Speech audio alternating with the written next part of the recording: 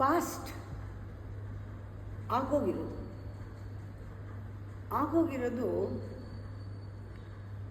50% ಕೂಡ ಅದರಲ್ಲಿ ಸತ್ಯ ಇಲ್ಲ.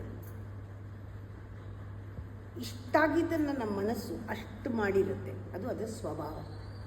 ಎಕ್ಸಾಜರೇಟ್ ಮಾಡೋದು, ಎಕ್ಸ್ಟೆಂಡ್ ಮಾಡೋದು, ವಿಶಾಲ ಮಾಡೋದು, ಯಾವುದಿದ್ರು ಏನಿದ್ರೂ ಇಂಥದ್ದು ಅಂಥದ್ದು ಅಂತಿಲ್ಲ, ಎಲ್ಲ ದೊಡ್ಡದು ಮಾಡೋದು.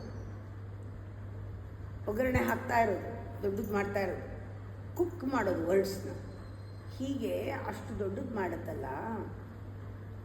ನಾವು ಬದುಕ್ತಾ ಇರೋದೇನೆ ಇಲ್ಲದೆ ಇರೋದ್ರಲ್ಲಿ, ಆಗೋಗಿರೋದ್ರಲ್ಲಿ, ಮುಗ್ದೋಗಿರೋದ್ರಲ್ಲಿ. ಅದು ನಮಗೆ ಗೊತ್ತಾಗಬೇಕು. ನಮ್ಮ ಎನರ್ಜಿ ಹೋಗ್ತಾ ಇದೆ. ಯಾವಾಗ ಇದು ಆಗೋಯ್ತು, ಇದು ನಡೆದೋಯ್ತು, ಪ್ರಯೋಜನ ಇಲ್ಲ, ಇದು ಪುನಃ ನಾನು ಅಂಡು ಮಾಡೋಕ್ಕಾಗಲ್ಲ ಅಂತ ನಮಗೆ ರಿಯಲೈಸ್ ಮಾಡ್ಕೊಂಡ ತಕ್ಷಣ ಅಲ್ಲಿಗೆ ಬಿಟ್ಬಿಡಬಾರ್ದು. You have to affirmation. ಅಲ್ಲಿ ಬದಲಾಗಬೇಕು, ಅಲ್ಲಿ ನಾವು ಶಿಫ್ಟ್ ಆಗಬೇಕು.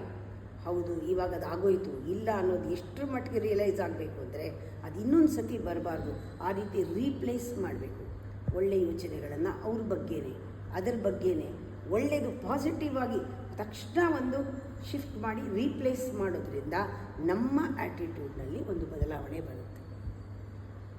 ವಸ್ತುಸ್ಥಿತಿಯನ್ನು ಒಪ್ಕೊಂಡು ಹೀಗಿದೆ, ಇವಾಗ ಹೀಗಿದೆ ಇದು ಅಂತ ನೋಡಿದಾಗ, ಹಾಗಿಲ್ಲ, ನಾನು ಅಂದ್ಕೊಂಡಿದ್ದ ತಪ್ಪು, ಇದು ಹೀಗಿದೆ ಅಂತ ನಾವು ಅಲ್ಲಿ ನೋಡಿದಾಗ ನಮ್ಮಲ್ಲಿ ಒಂದು ಪರಿವರ್ತನೆ, ಒಂದು ಬದಲಾವಣೆ ಆವಾಗುತ್ತೆ. ನಾವು ಇಲ್ಲಿ ಬದಲಾಗೋದು ಅಲ್ಲಿಂದ. ಅಲ್ಲಿ ಬದಲಾದಾಗ ನೆಕ್ಸ್ಟ್ ಮೊಮೆಂಟಲ್ಲಿ ನಾವು ಬೇರೆ ಥರ ನಡ್ಕೋತೀವಿ.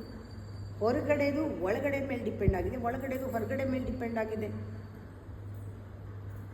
ಎರಡೂ ಒಂದರ ಮೇಲೊಂದು ಪೂರಕವಾಗಿ ಜೀವನ ಮಾಡೋದೇ ಯೋಗ.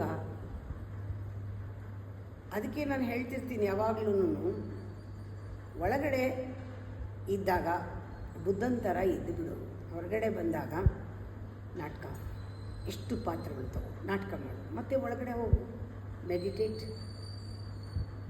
ಹೀಗೆ ಒಳಗೂ ಹೊರಗೂ ಎರಡೂ ಕಡೆ ಅದನ್ನು ನಿಭಾಯಿಸ್ಕೊಂಡು ಹೋಗ್ತಾರಲ್ಲ, ಸಂಭಾಳಿಸ್ಕೊಂಡು ಹೋಗ್ತಾರಲ್ಲ, ಅದು ನಿಜವಾದ ಒಂದು ಚಾಲೆಂಜ್ ಲೈಫ್ನಲ್ಲಿ.